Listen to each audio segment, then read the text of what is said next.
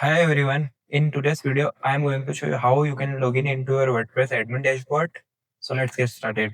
First, you need to find your WordPress admin login URL.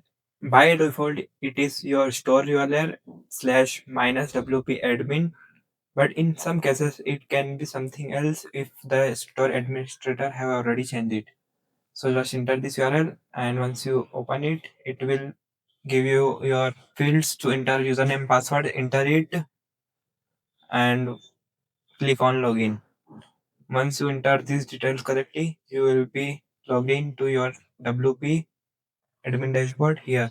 Here you can edit everything like editing pages, create posts, edit plugins. You can do whatever you required. I'll give you a bonus tip to bookmark your login URL every time once you have it so that you can later easily navigate your WordPress admin login URL.